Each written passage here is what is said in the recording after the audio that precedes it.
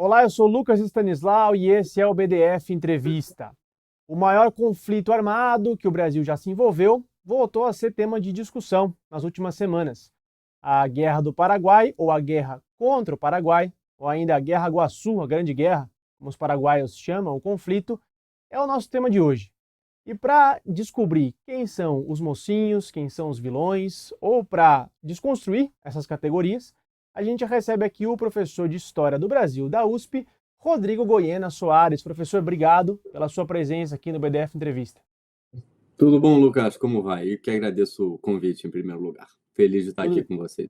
tudo jóia, a felicidade é nossa. Professor, para começar o nosso papo, eu queria te perguntar justamente sobre a diferenciação desses vários nomes da guerra, né? Então, Guerra do Paraguai aqui no Brasil ou Guerra contra o Paraguai. No Paraguai ela tem outro nome, claro, e isso tudo responde a contextos históricos e formações sociais e nacionais diferentes, né? Explicar um pouco para a gente as origens desses nomes e o que eles significam para as sociedades e para os países? Tão importante entre as diferentes nomenclaturas, né, para o conflito.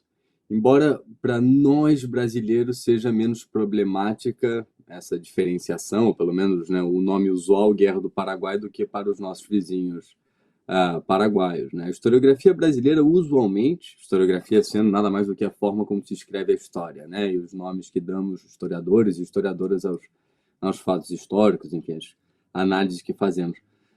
Usualmente, na historiografia brasileira, então, chamamos o conflito de Guerra do Paraguai, sem que isso forçosamente signifique que o conflito foi causado pelo Paraguai. Né? Do outro lado, né, da disputa, né, enfim, que foi o conflito, né, a Tríplice Aliança, então Argentina, Brasil, Uruguai contra o Paraguai, do outro lado, o lado Paraguai, essa nomenclatura é efetivamente mais problemática, né, porque ela sugere, então, ou sugeriria que o conflito foi, né, lançado, deflagrado pelo Paraguai, eventualmente, né, colocando uma culpa, né, em cima do Paraguai, transformando, né, o Paraguai numa espécie de vilão desse episódio.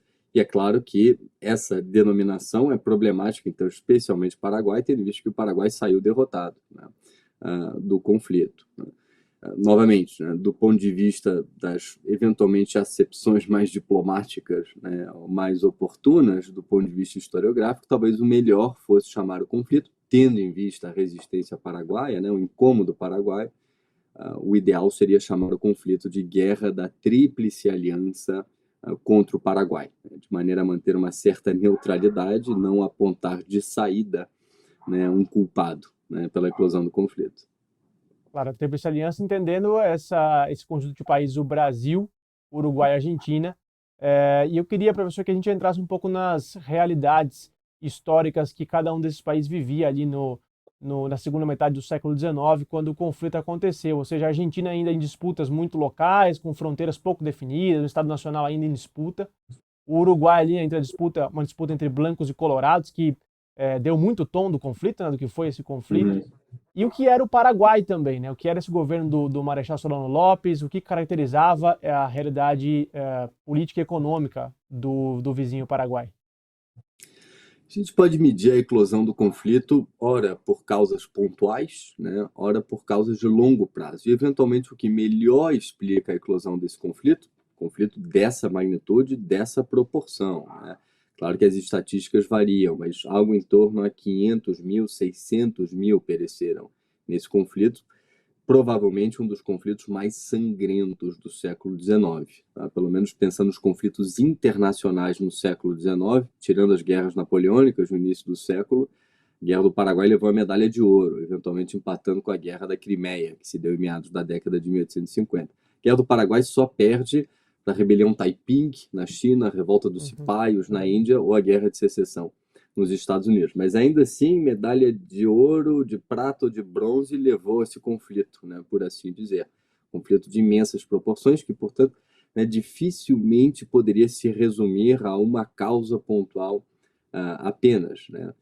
No frigir da pontualidade acontecimental, por assim dizer, ou seja, pegando os fatos imediatos que levaram à eclosão do conflito, não deixou de haver, e essa é uma leitura que até hoje se faz na historiografia brasileira, não deixou de haver uma invasão do Paraguai ao Mato Grosso, ao Brasil. Tá? Em via de regra, se entende essa invasão final do ano de 1864, como detonador do conflito. O Brasil respondeu a uma invasão territorial, uma violação, então, da sua soberania.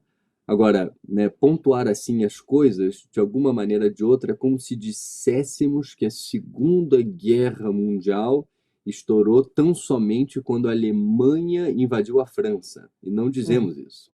A gente entende a eclosão da Segunda Guerra Mundial quando a Alemanha invadiu a Polônia. Estava muito claro, Claro. né, para a França e para a Inglaterra que o limite era a Polônia. Se houvesse invasão da Polônia, haveria Segunda Guerra Mundial, dito e feito.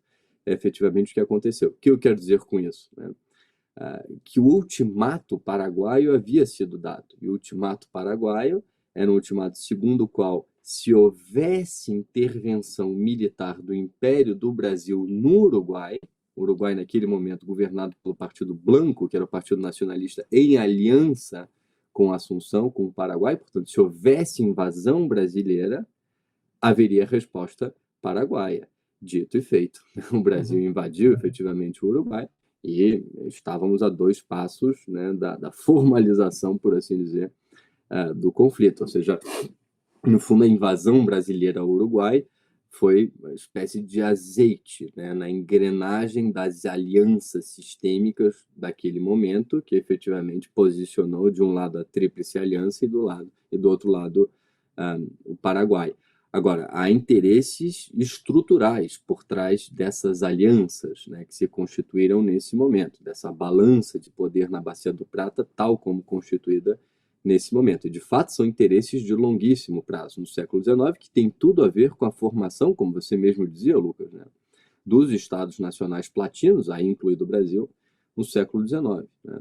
O interesse brasileiro é um interesse inegociável, né, ao longo do século XIX em relação aos nossos vizinhos, platinos.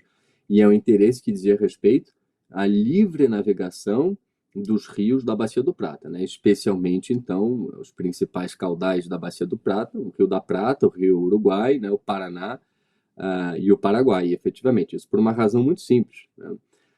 Que todo o centro-oeste brasileiro, o equivalente ao atual centro-oeste brasileiro, somente era acessível naquele então por via fluvial. Né? Uhum. Efetivamente havia, e aí o nome se presta muito bem, mas havia um Mato Grosso muito espesso, Claro. então, entre o Rio de Janeiro e Cuiabá, por assim dizer. Não havia rota terrestre, né? Uhum. Nem estrada, nem ferrovia naquele então, interligando a então capital do Império do Brasil, o Rio de Janeiro, ao ao Mato Grosso, o que significava que o Brasil tinha um flanco territorial muito exposto, e exposto porque circunscrito à necessidade de o Brasil obter a livre navegação dos rios platinos para controlar esse território num tempo de formação do Estado Nacional Brasileiro. Isso foi absolutamente inegociável para o Império do Brasil, ou seja, tudo e qualquer, né, presidente, ou grupo político, ou grupo partidário no Parata que se opusesse à livre navegação desses rios entraria em contradição e em atrito com o Império do Brasil. Foi o caso em outros conflitos platinos também, pensando, por exemplo,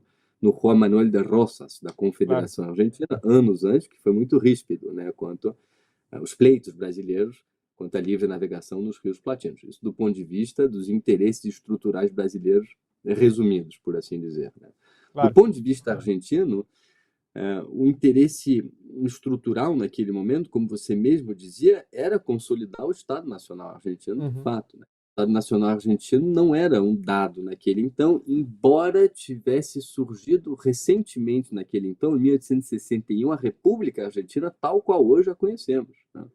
Na década de 1850, por exemplo, havia duas Argentinas. A Confederação Argentina, de um lado, cuja capital era Paraná, atual capital da província argentina de Entre Rios, e do Uhum. outro lado, o Estado de Buenos Aires. O Estado de Buenos Aires como Estado soberano de Buenos Aires. E, efetivamente, essas duas Argentinas entraram em conflito, ou seja, não é um dado a consolidação nacional argentina. A Argentina se unifica e aí sim surge a República Argentina, né, dita moderna, tal qual a conhecemos depois de uma guerra civil, a Batalha de Pavón, especificamente, em 1861, Buenos Aires vence a disputa, procedendo, portanto, ao que se esperava, que era efetivamente consolidar a Argentina com essas fronteiras, né, e com essa soberania preservada, que basicamente coincide, né, com a Argentina, o território argentina, da Argentina atual, né, Isso sem mencionar o caso da Patagônia, enfim, que foi, né, efetivamente integrado à Argentina um pouco depois, com as campanhas do deserto, a integração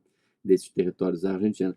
Mas o interesse estrutural argentino, naquela ocasião, em última instância, é evitar, né, atores regionais, platinos, que eventualmente pusessem pôr em xeque essa nova República Argentina reunificada a partir de Buenos Aires.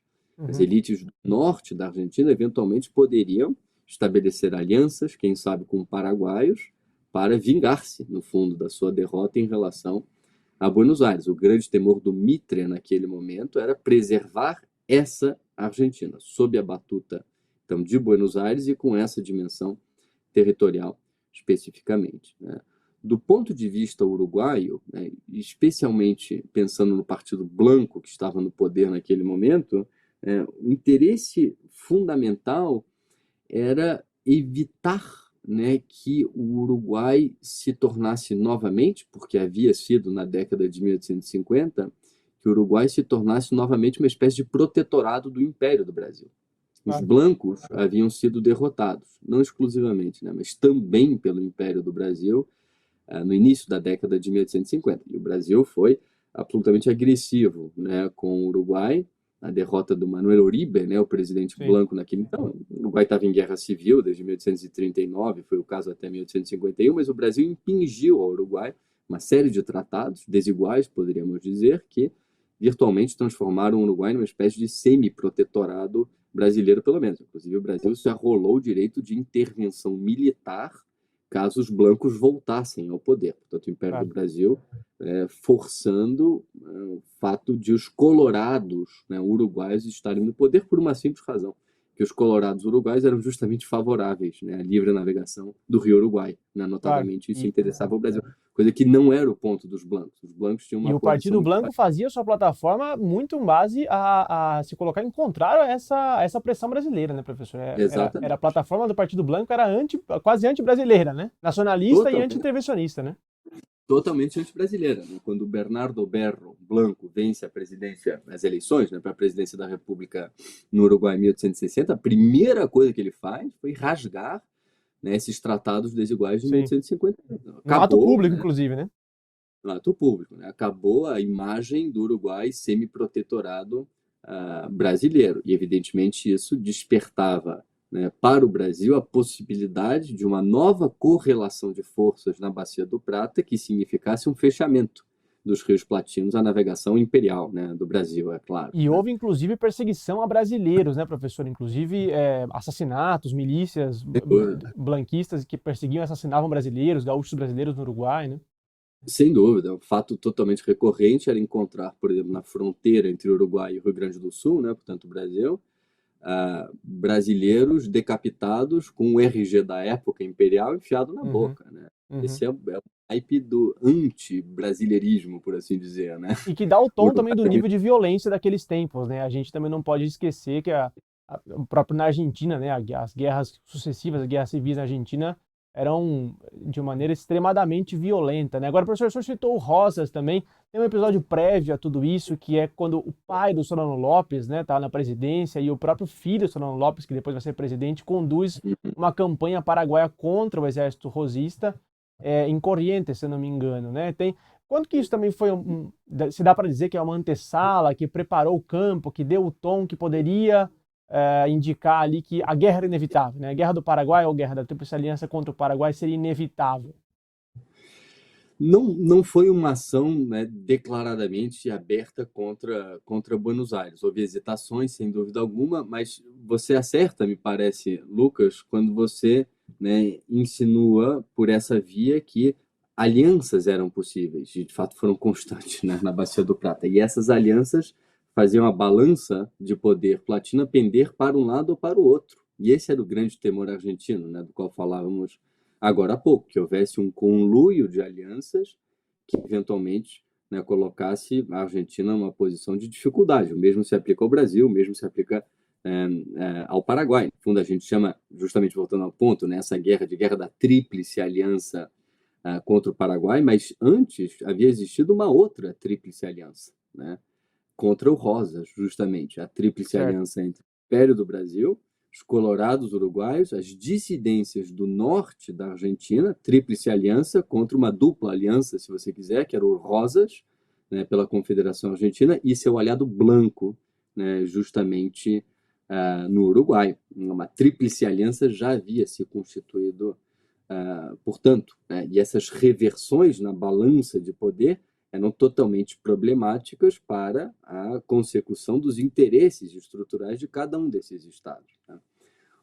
As transformações, e você mencionava isso agora há pouco, né? As transformações no Paraguai na década de 50, final da década de 40, foram expressivas. Né? É um Paraguai que saiu do isolacionismo internacional, né? Por assim dizer, um Paraguai que deixou de ser Coreia do Norte, né? E passou a projetar-se internacionalmente pela via fluvial do Prata, em última medida, para ampliar o seu comércio. Porque naquela época, comércio é alfândega, e alfândega é orçamento. Né? Um tempo em que não existe imposto de renda, IPVA, IPTU e companhia. Né? Orçamento nacional é, sobretudo, alfândega. Portanto, um estado que tem um volume de comércio expressivo é um estado que tem robustez orçamentária. O pai do Solano Lopes, né, o Carlos Antônio Lopes, compreendeu isso. Inclusive, se lançou numa campanha de dita modernização do Paraguai, né, lançando mão, então, de missões de engenheiros britânicos, construindo um arsenal de guerra, uma doca seca, né, promovendo, na medida das possibilidades orçamentárias do Paraguai daquele então, uma modernização da infraestrutura, inclusive militar, Paraguai. Agora, claro, Paraguai é um estado mediterrâneo, e era um estado mediterrâneo, tem saída para o mar, né, para o Oceano Atlântico nem Pacífico na ocorrência. Portanto, o Paraguai, para fazer vibrar pela via comercial a sua alfândega, né, que não era sua, mas enfim, o seu orçamento, precisava de um porto amigo, justamente no estuário do Rio da Prata.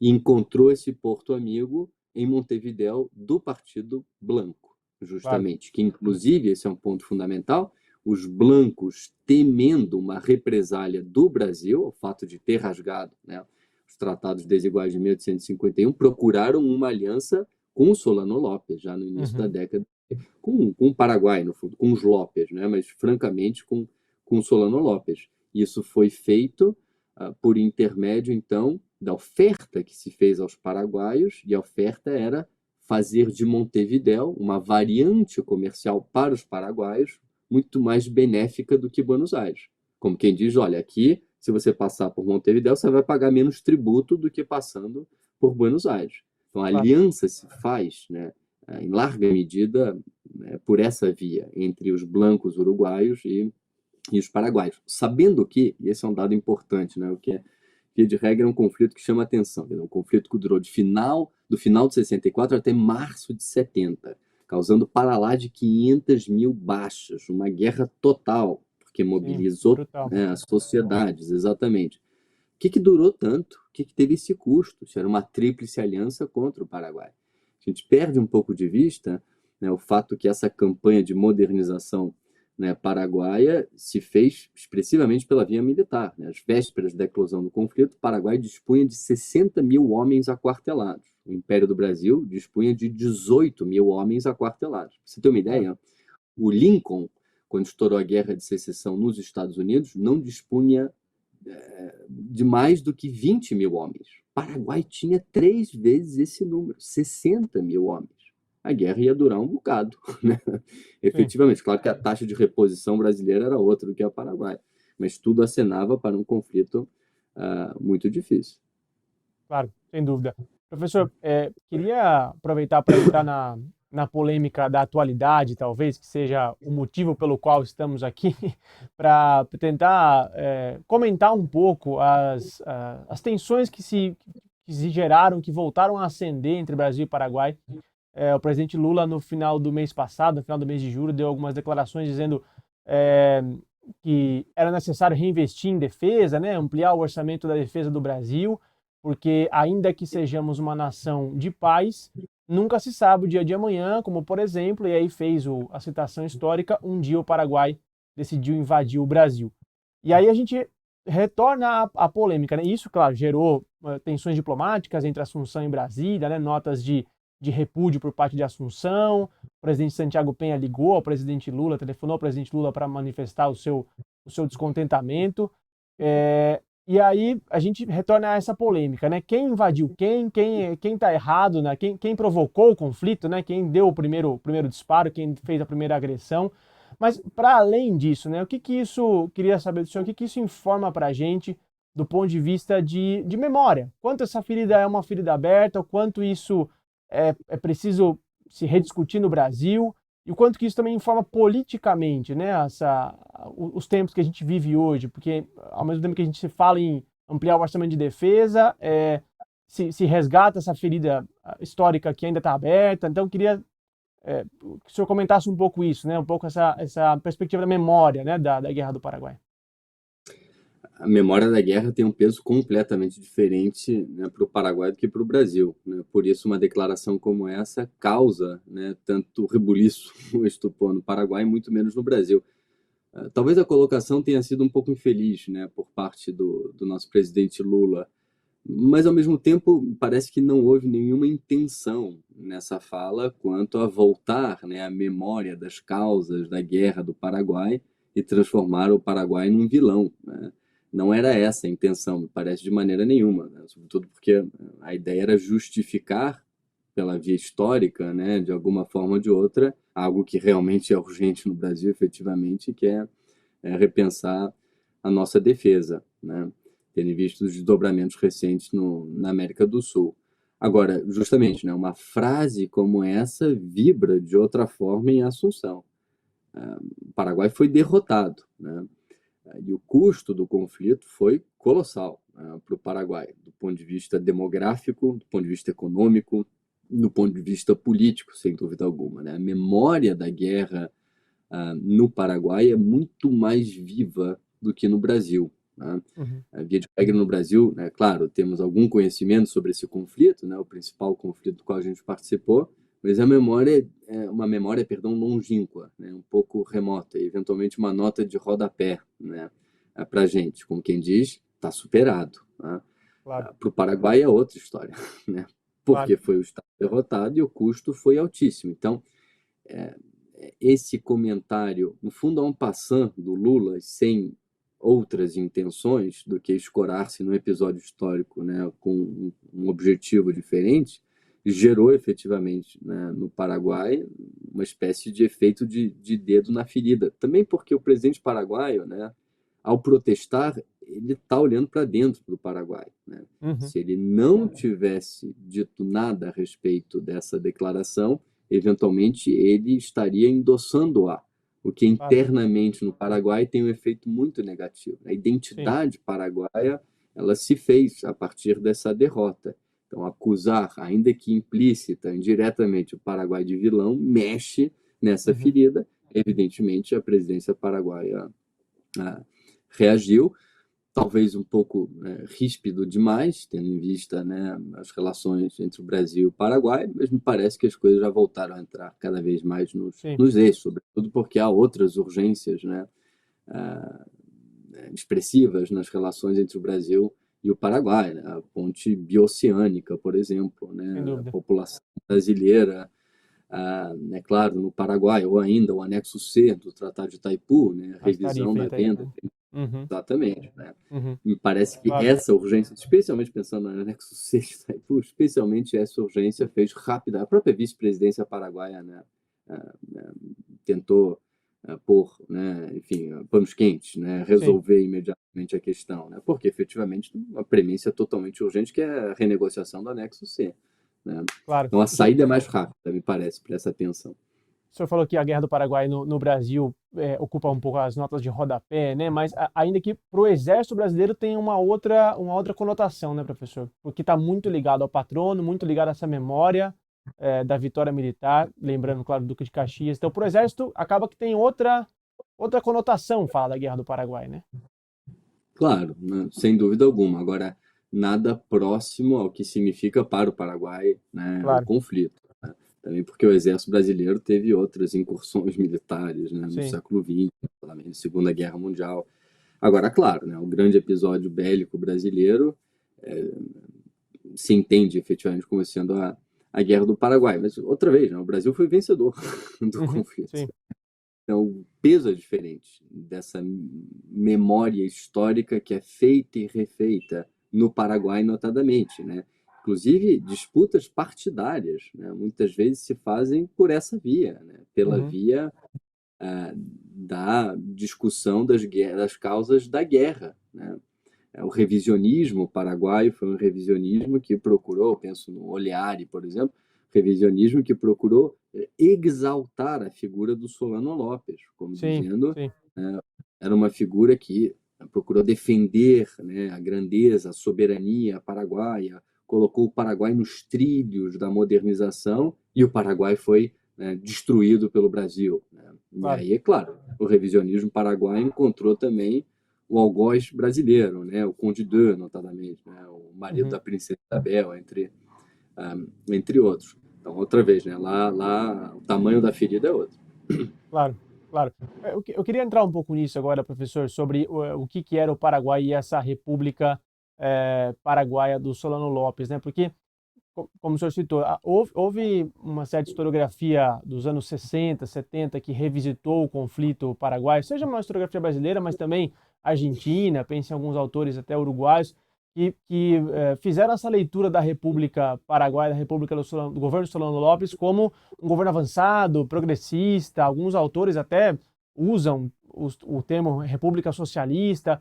Também penso, não talvez nesse período, mas penso no trabalho do Mário Maestre, que chega a falar da República Camponesa, né? A República tinha leis Uhum. muito avançadas para a época. Queria que o senhor comentasse um pouco isso, o que tinha de avanço, o que tem de verdadeiro ou não, o que tinha realmente de avançado nessa República Paraguaia ou não. E um segundo elemento que talvez esteja presente também nessa historiografia, que foi a tese de que a Guerra do Paraguai foi um conflito induzido pelos britânicos, pela Inglaterra, para que se sufocasse essa experiência do governo Solano Lopes naquele então. Os dois pontos estão relacionados e tem tudo a ver com outro revisionismo historiográfico, que foi o brasileiro e argentino, sobretudo, das décadas de 60, 70, né? No caso brasileiro, a figura principal do revisionismo foi o Chiavenato, né? Sim, o genocídio americano, né? A grande obra Exatamente, dele. exatamente. E no caso argentino, o Leon Pommer, né? Guerra del Paraguai, gran negócio, né? Certo. Um grande negócio para os ingleses, se Uhum. subentendia. E qual era a hipótese de partida dessas análises, né? Era dizer que o Paraguai, então, justamente na década de 50, havia se modernizado a tal ponto, né, de contrapor-se à indústria britânica. Portanto, o Paraguai estaria rumando naquele então para, né, se transformar num país industrializado, né, uma potência manufatureira, pelo menos regional, capaz de competir, né, com a manufatura britânica, né, o que, portanto, teria feito com que os britânicos, né, forçassem a Argentina e Brasil como se marionetes fossem contra, né, os paraguaios. Como quem diz, então, a Inglaterra valeu-se da Argentina e do Brasil, né, para sufocar a suposta indústria paraguaia. Essa é uma versão que se conta e se reconta até hoje. E ela carece de fundamentos materiais históricos, né? O Paraguai estava muito longe de ser uma potência industrial naquele então. Tinha uma doca seca, um arsenal, uma ferrovia que não ultrapassava 50 quilômetros. Tá? Claro Uhum. que o país estava no processo de abertura comercial, ganhando estofo orçamentário, né? Procedendo a determinadas modernizações da sua infraestrutura de integração física. Agora, tudo é muito rudimentar naquele então. Os britânicos não se sentiram de forma alguma ameaçados, né, pelo Paraguai. E tampouco essa lógica, né, da Inglaterra empurrando o Brasil para o conflito se sustenta historicamente, porque quando estourou o conflito, as relações diplomáticas entre o Brasil e a Inglaterra estavam rompidas. Então, muito dificilmente Londres teria empurrado o Rio de Janeiro para o conflito se as relações diplomáticas estavam rompidas desde 63, né? A guerra eclodiu no final do ano de 1864. Né? Tanto o revisionismo que caiu por terra, né, com as versões mais recentes. E era um revisionismo, inclusive, muito, muito escorado na teoria da dependência. Né? Isso significando que, né, claro, né, embutida na crítica, né, se dizia que a via para os países da América do Sul era a via de industrialização, e a via da industrialização deveria fazer-se mediante uma lógica de industrialização por substituição de importações, né, para Uhum. reverter o processo clássico de deterioração dos termos da troca. Quer dizer, Claro. o Brasil e a Argentina vende commodity, né, para a Europa, importa manufatura, deterioração dos termos da troca, os países não se desenvolvem. Então tem que fechar, tem que se proteger. Era o que o Paraguai estaria fazendo naquele Sim. então, e a Inglaterra não deixou, né, porque viu uma ameaça. Vinha, né, um bocado daí, essa interpretação revisionista, inclusive dizendo, né, e isso é o próprio da teoria da dependência, as elites de um país exportador de commodities, né, no caso Argentina e Brasil, têm interesse em manter a deterioração dos termos da troca, né, porque são elites vinculadas, né, aos polos produtivos de commodities e, portanto, se beneficiam, né, dessa inserção comercial desigual, assimétrica na arena internacional.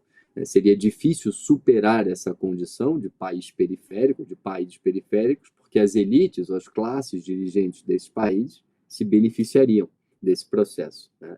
Essas premissas da teoria da dependência estavam embutidas no revisionismo das décadas de 1960 a 1970. Agora, claro, quando historiadores profissionais para valer, né, sem demérito para os historiadores revisionistas, mas profissionais no sentido do que aconteceu com as cadeiras de história, né, no Brasil a partir da década de 80, uma expansão muito grande dos programas de pós-graduação, mais historiadores profissionais foram formados, isso fez com que, né, efetivamente os historiadores fossem com financiamento, coisa que não havia antes, né, pelo menos não Uhum. tanto, com apoio institucional aos arquivos. E aí Claro. encontraram outra coisa. Essa versão não se sustentava de maneira nenhuma. Isso levou à posição do Dora Choto, por exemplo, em Maldita Guerra, Sim. que justamente ele pensa o conflito por intermédio da lógica da formação dos Estados nacionais e da balança de poder, né, da qual falávamos agora há pouco. Embora, Ah, né, o próprio Dora Choto é curioso, né, mas o Dora sim. Choto,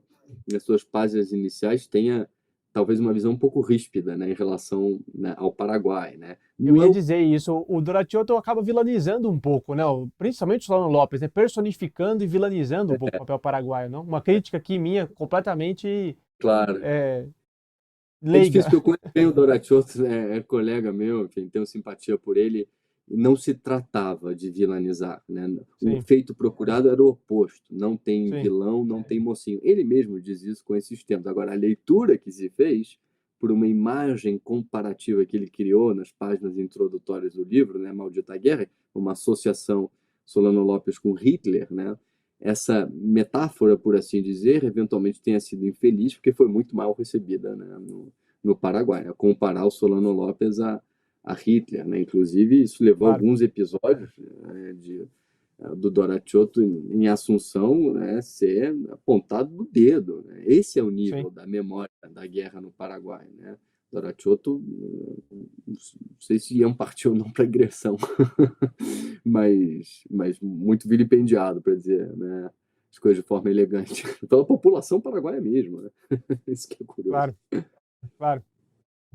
E não à toa que as críticas às declarações do presidente Lula vieram do presidente paraguaio, que é de direita, Claro. vieram de setores da extrema-direita, vieram de setores da esquerda, e inclusive o Solano Lopes é reivindicado por grupos insurgentes armados paraguaios de esquerda radical. Então é uma figura de fato nacional, né? Supra ideológica e partidária, quase a figura do Solano Lopes. Claro, sem dúvida alguma. Como dizemos agora há pouco, né? O Penha está jogando para o seu time, né? Está Sim. pensando nos efeitos dessa declaração internamente, é claro. Agora, por outro lado, evidentemente, o Paraguai tem um alinhamento com os Estados Unidos que o Brasil não tem Claro. atualmente. E o cenário, né, das relações Brasil-Estados Unidos pesa nessa equação também, né? Ou seja, pesa nas possibilidades de uma reação que foi ríspida e um pouco fora do tom para Uhum. aquilo que efetivamente foi a declaração do Lula. A resposta foi, o grito foi muito alto, por assim dizer, né? Claro que isso justifica pensando nesses elementos, né, Uhum. dos quais falávamos agora há pouco. Agora, comparando a declaração do Lula ao tamanho da reação, há uma desproporção que, inclusive, né, foi desfeita, por assim dizer, né? Ou foi, né? Assim, voltou-se a um ponto de equilíbrio logo em seguida, procurando então pôr panos quentes no assunto, tendo em vista as outras urgências, né, das relações bilaterais Brasil-Paraguai. Claro. Sobre o Solano Lopes, tem um último ponto que eu queria colocar, professor. Tem um documentário muito interessante, um documentário argentino, que fala sobre o Cândido Lopes, né? O Cândido Lopes e os campos de batalha, esse pintor argentino que retratou as batalhas, famosas batalhas da Guerra do É, Paraguai. E é um documentário isso. onde o diretor argentino vai percorrendo ali regiões do Paraguai, conversando com paraguaios sobre a memória da guerra do Solano Lopes, e ele a maioria dos paraguaios contesta a versão de que o Solano Lopes teria morrido dizendo morro com a minha pátria, né? Os É, paraguaios insistem que ele disse morro pela minha pátria, morro por minha pátria, né? Então, até essa disputa das últimas palavras, né, em torno da figura do Marechal. Mostra como a história também é política e está em disputa constantemente, né? sem dúvida alguma, sem dúvida alguma. Até pouco tempo atrás, por exemplo, indo nessa mesma toada, né, o equivalente de bicho-papão no Paraguai, como a gente usa, né? Sei lá, né? Um tipo de educação antiquado, talvez, mas eventualmente a gente ainda diga, né, para uma criança, faz isso ou bicho-papão vai te pegar. O Sim. equivalente terminológico, né, da expressão no Paraguai é conde de. Faz isso, senão o conde de vai te pegar. Virou um Veja só, bicho-papão, realmente, é. veja só. Professor, eu queria, se encaminhando aqui para o final, te perguntar um pouco sobre o saldo social da guerra. Claro, para o Paraguai a gente já tocou em alguns pontos, mas a gente sabe que a guerra durou 6 longos anos, né, quase 7 anos, e no começo da guerra o Mitre dizia, olha, em 24 horas aos quartéis, 7 dias em Assunção, vamos acabar rapidinho. Pô, durou muito tempo e um saldo de perdas muito grandes, inclusive, Hum. principalmente por Paraguai, que perdeu 60% da população e crianças, mulheres, enfim. Mas para o Brasil também, né? Porque há uma leitura de que, de certa maneira, a Guerra do Paraguai foi o começo da derrocada do Segundo Império, o começo da derrocada da coroa brasileira. Então, se eu pudesse passar por esses dois pontos, não só do lado do Paraguai, mas também do lado brasileiro, né? Como é que isso acabou minando ali o poder da coroa? Uhum. Para o Paraguai, o saldo é terrível, né? Uma população masculina dizimada, né? Um custo econômico altíssimo, a infraestrutura que havia sido constituída, né, destruída, custo de uma resistência a ferro e fogo, por assim dizer, né? O que foi depois a invasão da Tríplice Aliança ao território paraguaio. A guerra foi, sobretudo, travada no Paraguai, né? Durante esses anos, então, de 64 até início de 1870. O Paraguai conseguiu resistir imensamente, em larga medida, porque os aliados não tinham conhecimento do território paraguaio, né? Evidentemente, não estamos numa época satelital, longe disso. E aquilo com o qual os exércitos da Tríplice Aliança se deparou foi um território úmido, né, pantanoso, do qual, né, não havia, né, perfeita, enfim, ciência de como proceder estrategicamente, né, para avançar rumo à Assunção. E efetivamente, né, aquilo que mais caracterizou do ponto de vista, né, militar, do conflito militar em si, a guerra foi a guerra de posições, né? As trincheiras cavadas, meses a fio, né? As tropas enfurnadas nas trincheiras, né? Pronunciando o que aconteceria talvez na Primeira Guerra Mundial. Mas para você ter uma ideia, no Paraguai se morria sobretudo de doença, né? Devido à insalubridade das trincheiras, né?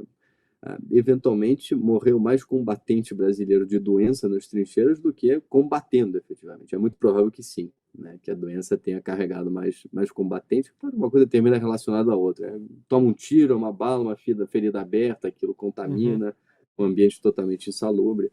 Mas enfim, né? Não deixa de ser expressivo, né? O que foi, né? Efetivamente, do ponto de vista das estratégias militares, a Guerra do Paraguai. É claro que essa questão geopolítica, né, contribui para explicar o saldo, o balanço da guerra, né, do ponto de vista demográfico, né, claro, e econômico e político, evidentemente, e o que significou como um todo, né, para o Paraguai, o custo altíssimo. Para o Brasil, o custo também foi altíssimo. Tá? O Brasil sai vencedor, evidentemente, mas o custo é alto do ponto de vista das dívidas, tanto, né, do ponto de vista interno quanto externo, né? A guerra ela foi sobretudo financiada por parte do Brasil, né, por emissão de papel moeda e dívida pública interna. Agora a conta não fechou depois. O Brasil gastou algo equivalente a 10 anos de orçamento no conflito. O Brasil, logo depois do conflito, teve de contrair dívida externa, né, notadamente com casas bancárias britânicas, para sustentar-se, né, do ponto de vista orçamentário. O custo financeiro foi muito alto, sem dúvida alguma. Esse custo financeiro acirrou, né, tensões internas, né, as contradições que Claro. explicam a própria crise do Império e a proclamação da República. Né? Quem paga essa conta? Quem a gente vai tributar? Qual província vai ser mais tributada? Quem se beneficia da compra da dívida pública brasileira? E quem se beneficia, injeta esse dinheiro, né, no capital produtivo ou deixa esse investimento na sua forma financeira? São Claro. contradições fundamentais da proclamação da República. Pensa, inclusive, Lucas, que os dois primeiros presidentes da República do Brasil, né, Deodoro da Fonseca e Floriano Peixoto, foram veteranos da Guerra do Paraguai. O próprio Claro. Benjamin Constant, veterano da Sim. Guerra do Paraguai. Eles chegaram ao poder, né, os veteranos da Guerra do Paraguai. Com isso eu quero dizer que o Exército saiu perfeitamente incomodado com como eles diziam, né, o não reconhecimento civil do Sim. esforço militar, né, durante o conflito. E isso todo esse caminho está num livro brilhante seu, professor, Entre Oligarquias, né, sobre a proclamação da República, que eu quero muito já me despedindo do senhor, mas também estendendo o convite aqui para que em novembro a gente torne a conversar sobre a proclamação da República. Professor, Legal. obrigado, viu, pela presença aqui no nosso programa. Imagina, Lucas, te agradeço novamente e seguimos em contato, assim espero. Maravilha. E obrigado a você por acompanhar mais essa edição do BDF Entrevista. A gente volta no próximo episódio. Até lá.